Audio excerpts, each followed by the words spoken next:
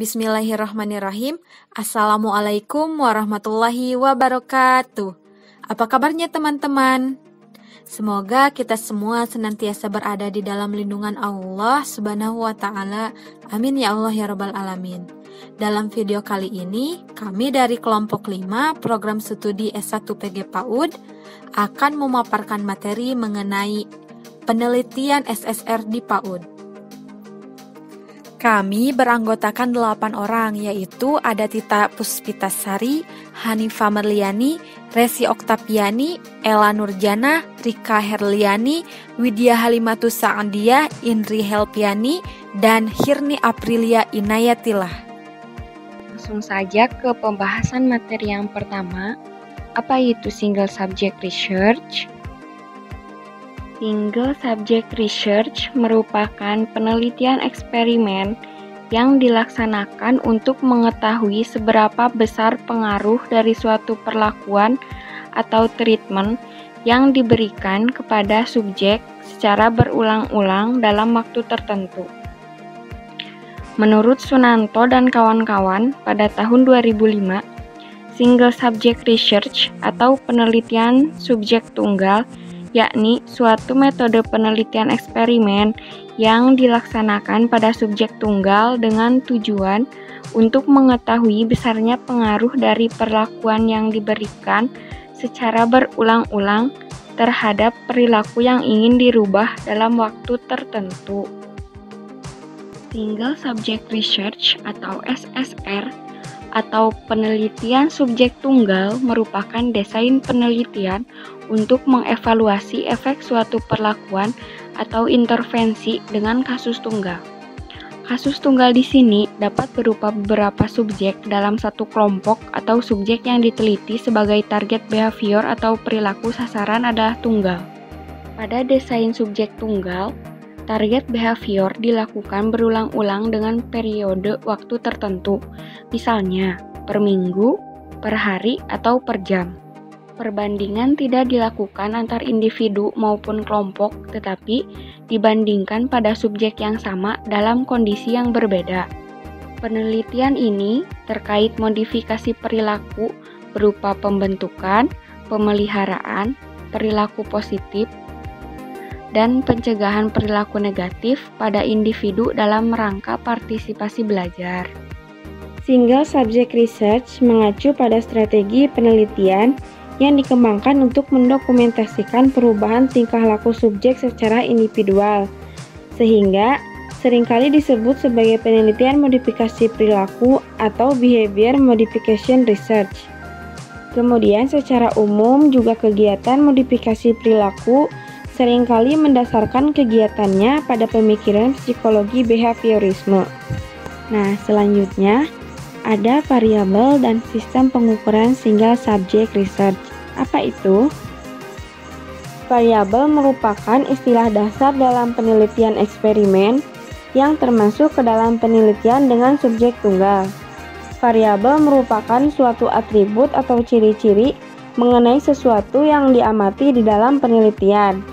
Nah, dengan demikian, variabel dapat berbentuk benda atau kejadian yang dapat diamati dan juga diukur. Kemudian, dalam istilah yang lebih konseptual, variabel merupakan suatu konsep yang memiliki variasi nilai. Misalnya, seringkali kita mengenal istilah badan, kendaraan, rumah, pendidikan, dan lainnya. Dari istilah yang disebutkan tadi, merupakan sebuah konsep karena menggambarkan sesuatu namun belum mengandung nilai atau ukuran tertentu. Tetapi istilah seperti tinggi badan, berat badan, jenis kendaraan, tingkat pendidikan, di dalamnya telah terkandung ukuran atau nilai tertentu, oleh karena itu dapat disebut sebagai variabel. Variabel. Penelitian eksperimen biasanya menggunakan variabel terikat dan variabel bebas. Variabel bebas adalah variabel yang mempengaruhi variabel terikat. Kemudian, variabel terikat sebaliknya, yaitu variabel yang dipengaruhi oleh variabel bebas. Variabel dalam penelitian kasus tunggal. Variabel bebas dikenal dengan istilah intervensi atau perlakuan. Sedangkan variabel terikat dikenal dengan nama target behavior atau perilaku sasaran. Satuan ukuran variabel terikat dapat berupa frekuensi, persentase, rate, durasi, latensi, magnitud, atau trial sesuai dengan tujuan penelitian dan sifat variabelnya. Prosedur utama dalam pencatatan data variabel. Terdapat 3 prosedur utama dalam pencatatan data variabel ini. Yang pertama, pencatatan secara otomatis. Nah, maksudnya pencatatan secara otomatis ini yaitu dengan menggunakan alat teknologi modern, sistem komputerisasi. Nah, dengan menggunakan pencatatan secara otomatis ini, hasilnya akan lebih akurat, tidak mengalami human error, lebih singkat, dan dapat diolah dengan mudah. Yang kedua, pencatatan dengan produk permanen. Pencatatan dengan produk permanen ini dilakukan terhadap target behavior yang dihasilkan oleh subjek, di mana datanya secara langsung berada pada dokumen. Dan yang ketiga, pencatatan dengan observasi langsung. Pencatatan dengan observasi langsung ini adalah pencatatan data target behavior pada saat kejadian atau pada saat perilaku itu terjadi. Desain penelitian Single Subject Research atau SSR. Penelitian Single Subject Research disebut juga dengan penelitian subjek tunggal. Desain penelitian SSR ini dibagi menjadi 2, yaitu reversal dan multiple baseline. Desain subjek tunggal. Pada desain subjek tunggal, pengukuran variabel terikat atau target behavior dilakukan berulang-ulang dengan periode waktu tertentu. Perbandingan tidak dilakukan antar individu maupun kelompok, tetapi dibandingkan pada subjek yang sama dalam kondisi berbeda. Kondisi di sini adalah kondisi baseline dan kondisi eksperimen atau intervensi. Jadi, desain subjek tunggal, pengukuran variabel terikat atau target behavior ini dilakukan berulang-ulang, bisa per minggu, per hari, ataupun per jam. Masih mengenai desain subjek tunggal, di sini kita akan membahas kondisi baseline dan kondisi eksperimen. Kondisi baseline adalah kondisi di mana pengukuran target behavior dilakukan pada keadaan natural sebelum diberikan intervensi apapun. Jadi, kondisi baseline adalah kemampuan dasar, kemampuan yang dikuasai subjek penelitian sebelum mendapatkan perlakuan, yaitu subjek diperlakukan secara alami. Yang kedua, ada kondisi eksperimen. Kondisi eksperimen atau disebut juga dengan intervensi adalah kondisi di mana suatu intervensi telah diberikan dan target behavior diukur di bawah kondisi tersebut. Jadi di sini intervensi adalah kondisi subjek penelitian selama diberi perlakuan. Pada penelitian dengan subjek tunggal selalu dilakukan perbandingan antara fase baseline dengan sekurang-kurangnya satu fase intervensi. Selanjutnya, desain penelitian Single Subject Research. Nah, pada desain subjek tunggal pengukuran variabel terikat atau target behavior dilakukan berulang-ulang dengan periode waktu tertentu. Perbandingan tidak dilakukan antar individu maupun kelompok, namun dibandingkan pada subjek yang sama dalam kondisi yang berbeda. Kondisi di sini yaitu kondisi baseline dan kondisi eksperimen atau intervensi. Baseline yaitu kondisi di mana pengukuran target behavior dilakukan pada keadaan natural sebelum diberikan intervensi apapun. Kondisi eksperimen adalah kondisi di mana suatu intervensi telah diberikan dan target behavior itu diukur di bawah kondisi tersebut. Pada penelitian dengan desain subjek tunggal selalu dilakukan perbandingan antara fase baseline dengan sekurang-kurangnya satu fase intervensi. Seperti itu. Yang selanjutnya desain reversal itu terbagi menjadi 3. Yang pertama desain A-B, yang kedua desain A-B-A, yang ketiga desain A-B-A-B. Yang kedua itu multiple baseline. Itu juga terbagi menjadi 3, yaitu design multiple baseline cross variables. Yang kedua, design multiple baseline cross condition. Yang ketiga, design multiple baseline cross subject. Selanjutnya, desain reversal atau desain pengulangan. Yang pertama, desain A/B.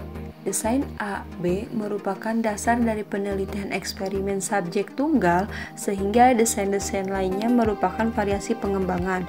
Prosedur utama dalam desain A/B meliputi pengukuran target pada fase baseline dan setelah tren dan level datanya stabil. Kemudian intervensi mulai diberikan. Selama fase intervensi, target behavior secara kontinu dilakukan pengukuran sampai mencapai data yang stabil. Pada desain A/B ini tidak ada pengulangan pengukuran, di mana fase baseline dan intervensi masing-masing dilakukan hanya sekali untuk subjek yang sama. Disimpulkan bahwa tidak ada jaminan perubahan pada target behavior disebabkan oleh variabel bebas atau intervensi. Dengan kata lain, karena tidak ada pengukuran ulang pada fase baseline maupun fase intervensi, sehingga tidak bisa membandingkan masing-masing kondisi tersebut. Dengan demikian, tidak dapat dipastikan adanya pengaruh intervensi terhadap variabel terikat atau target behavior. Pada desain A/B ini tidak ada replikasi atau pengulangan. Pengukuran di mana fase baseline A dan intervensi B masing-masing hanya sekali untuk subjek yang sama. Oleh karena itu, dengan desain ini tidak ada jaminan bahwa perubahan pada target behavior disebabkan semata-mata oleh variabel bebas atau intervensi. Dengan kata lain, karena tidak ada pengukuran ulang pada fase baseline maupun fase intervensi, sehingga tidak bisa membandingkan masing-masing kondisi tersebut. Dengan demikian, tidak dapat dipastikan adanya pengaruh intervensi terhadap variabel terikat atau target behavior. Desain ABA merupakan pengembangan dari desain dasar AB. Desain dasar ABA ini telah menunjukkan adanya hubungan sebab akibat antara variabel terkait dan variabel bebas. Prosedur dalam desain ini mula-mula target behavior diukur secara kontinu pada kondisi baseline dengan periode waktu tertentu, kemudian pada kondisi intervensi. Nah, setelah pengukuran pada kondisi intervensi, pengukuran pada kondisi baseline diberikan. Penambahan kondisi baseline yang kedua ini dimaksudkan sebagai kontrol untuk fase intervensi, sehingga memungkinkan untuk menarik kesimpulan adanya hubungan fungsional antara variabel bebas dan variabel terikat.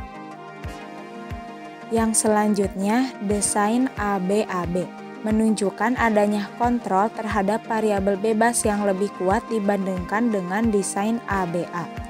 Prosedur desain ABAB ini langkah pertama adalah mengumpulkan data target behavior pada kondisi baseline pertama. Setelah data menjadi stabil pada kondisi baseline, interval diberikan. Pengumpulan data pada kondisi intervensi dilaksanakan secara kontinu sampai data mencapai tren dan level yang jelas. Setelah itu, masing-masing kondisi yakni baseline dan intervensi diulang kembali pada subjek yang sama. Dengan prosedur ini dimungkinkan ditarik kesimpulan adanya hubungan sebab dan akibat. Materi selanjutnya yaitu desain multiple baseline. Desain multiple baseline menunjukkan adanya hubungan fungsional sebab akibat antara variabel bebas dengan variabel terikat. Prosedur dengan desain penelitian ini mula-mula mengumpulkan data baseline secara simultan pada 3 atau lebih, yaitu variabel, kondisi, dan subjek.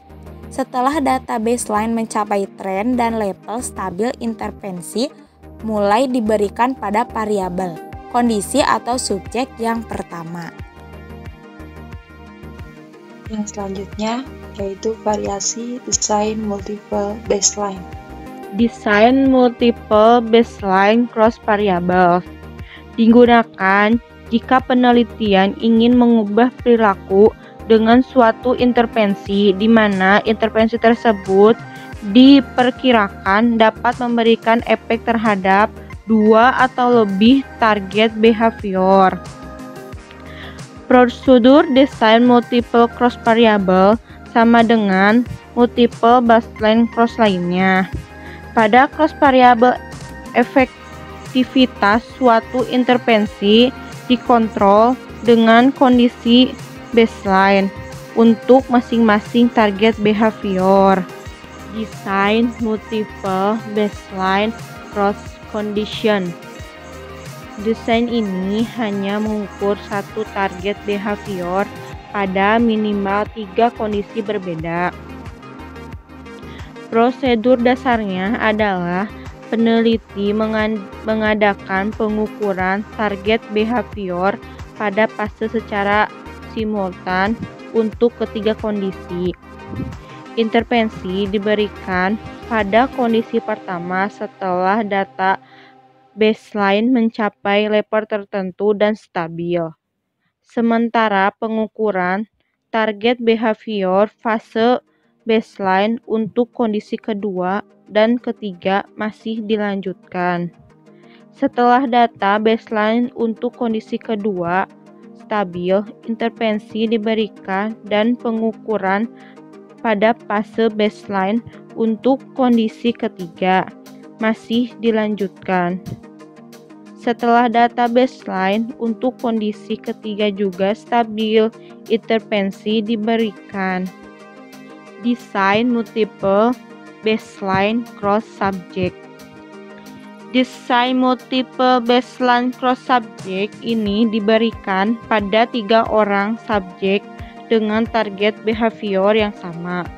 3 subjek yang dipilih harus seimbang dalam beberapa hal, misalnya IQ, jenis kelamin, usia, dan lain sebagainya, sesuai dengan target behavior yang sedang diteliti. Prosedur dasar desain ini tidak jauh berbeda dengan desain sebelumnya. Pengukuran data baseline dilakukan secara simultan untuk ketiga subjek. Setelah data baseline pada subjek pertama stabil, kemudian diberikan intervensi. Sementara untuk kedua subjek yang lainnya masih tetap dilanjutkan pengukuran baseline. Intervensi untuk subjek kedua diberikan setelah data baseline stabil. Demikian juga untuk subjek ketiga. Alhamdulillahirrabbilalamin, teman-teman. Sekian yang dapat kelompok kami sampaikan. Mohon maaf apabila ada kesalahan. Wassalamualaikum warahmatullahi wabarakatuh.